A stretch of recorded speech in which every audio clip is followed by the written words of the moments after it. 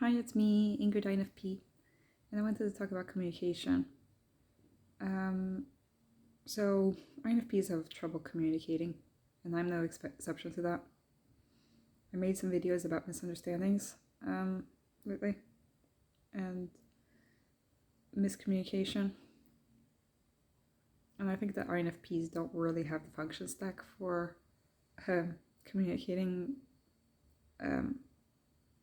At least, it's something that we have to learn. It's not something that we're born with. So we don't have FE, and our TE is last. So those are the functions that extrovert our thoughts or our feelings. And instead we just think about things in our head quite a lot and have no way of getting it out in the appropriate way. So that can lead to some problems. We also have some problems with idealizing people in our lives. I've gotten better at that, but it's still a thing. It drives my friends crazy, I think. One of the first things my INFJ friend, when I met him, said was that he's not perfect. I was like, I never said you were perfect. But, that tendency is there. I might be doing it unconsciously. I try to not to see things objectively and to communicate my needs with friends, colleagues, my family, different people. But it's hard. It doesn't feel great doing these things. Or I get really scared. I'm doing it wrong.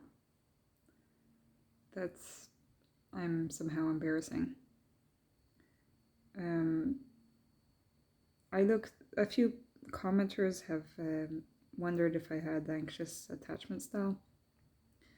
And I know that also I think that my INFJ friend said something about that, and I had watched videos and read some articles about it before. I looked at it again. I think I had more problems with anxious attachment a few years ago. Also during my teens. That's why I didn't really have friends, because it was so hard. Because at a certain point, people would get tired of me being dependent on them. I ended up making very good friends who were mature people, and it encouraged me to mature as well in the way that I saw things. But yeah. Then I ended up also getting a little bit of avoidant, things that looks like avoidant attachments now. Like the fact that I don't see the need of having a romantic partner. If you check out my asexuality video, it might be just my sexuality being like that, but it might also be anxiety, and it might be anxious attachment style. I don't know, or avoidant. Person. Yeah. I have avoidant personality disorder, I think. To a certain extent. I don't have the diagnosis, but I relate to certain bits of it. So what's avoidance, what's anxiety? I think that both things are valid. You can both idealize people, and you can also hate being around people and think that you can do everything on your own. Not trust people, or trust them too much at the same time. It's life is complicated, feelings are complicated, love is complicated.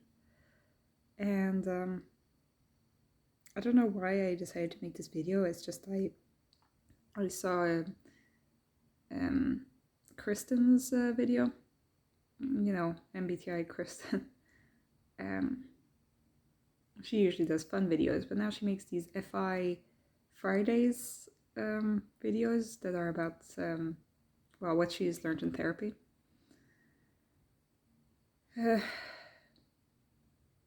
I don't think I have that problem anymore, to be honest. I have that problem where sometimes I will text my friends because I want to feel love instead of like actually wanting something or like saying something important. But I've become much better at like either waiting with that text until the next day or trying to change the text so it's a little bit more about what they're doing, or about plans that we're having, so instead of saying like I want to die, or like when are we going to see each other next time, or I feel like shit, I'll change it and be like, oh, like, how are you doing? That's a better text. Or how, or I'll mention something that's was funny. I'll send like a meme or something. I'll say, oh well, I'm coming by next weekend. How does that, like, can I stay over, or that kind of thing? That's kind of limit of like similar to, but it's slightly better, I try. Okay. There have been times where I have expected too much from my friends, and I haven't really communicated that to them, but they figured it out. And or I sent one of those terrible texts, or I would keep pestering them every day. And yeah, I really regret doing that, because it really hurts my relationships when I do that. I'm happy to have friends who are mature and who can communicate their own boundaries, so that I know when I've gone too far.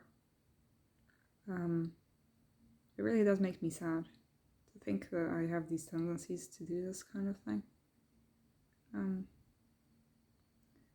But I do think that I've gotten better at this.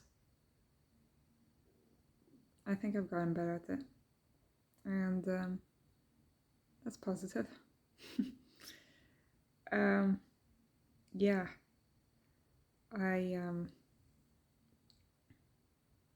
At the moment I'm writing Christmas cards. And I'm trying to make, so I get out my most positive, extroverted me, my most iffy or the most loving me out into these cards.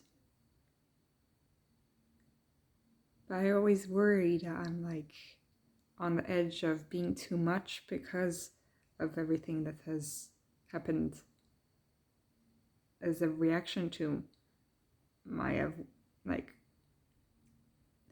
me seeking their love and fearing rejection and all that. And so in a way it's had the opposite effect, where now I feel like I'm worried about expressing how much these people truly mean to me. And I don't know what attachment style that is, but it sucks, I wish that there was a way for me to communicate the stuff when it's appropriate, and then to be able to take a step back and not be dependent on these people.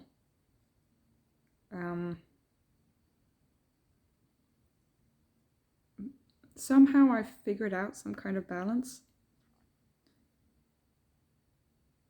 but I do get worried sometimes that I'll tip the balance and then all my relationships go to shit, you know? I do think I've gotten stronger throughout the years. Now I can deal with if I'm going to lose a friend. I mean, it would be terrible, but I think that it wouldn't be like the oxygen leaving my body, you know? I think I'd cry, obviously, but I don't think I'd want to kill myself, you know? Not that I want to anyway right now, but yeah, I think that it's gotten better. It really hurts me whenever I get into those kinds of really dark periods, because that's when this stuff starts to come out, and like I hurt my friends, and then I have to fix this stuff, and it never really gets fixed 100%.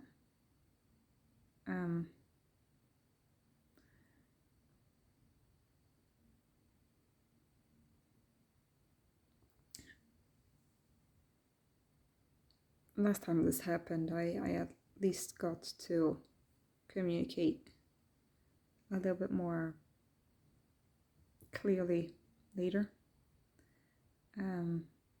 So I think that our friendship has become stronger because of it.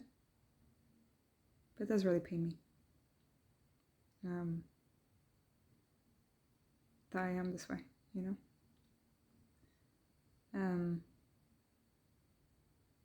And all the self-confidence in the world is not going to change how,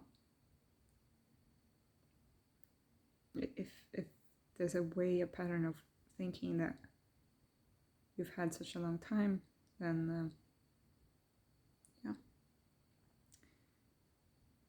yeah, it's hard, basically. I don't know why I would have anxious or avoidant attachment style. I think, I mean, there was a theory that I was overprotected as a child, and so I got a really close relationship with my mom, and so it got a little bit dependent on her. Something that my ISFJ friend says a lot, that I need to make my own decisions and not always think about what my mom would have wanted, or what my mom wants, or my dad wants. I always think about like the expectations that they would have on me, rather than what I want. So yeah, I don't even know what I want, and that makes life hard, you know. So I don't know, this video makes no sense. I was talking about communication, and then I went into attachment styles, and now I'm like talking about the relationship with my parents. So I think I'll stop it there. Yeah, tell me what you guys think. Do you have trouble communicating or with idealizing people, or anything else? I'm just putting up a reminder that I have a coffee now, so and I'm going to use the money to buy Rona Contini's books. And yeah, see you next time. Bye.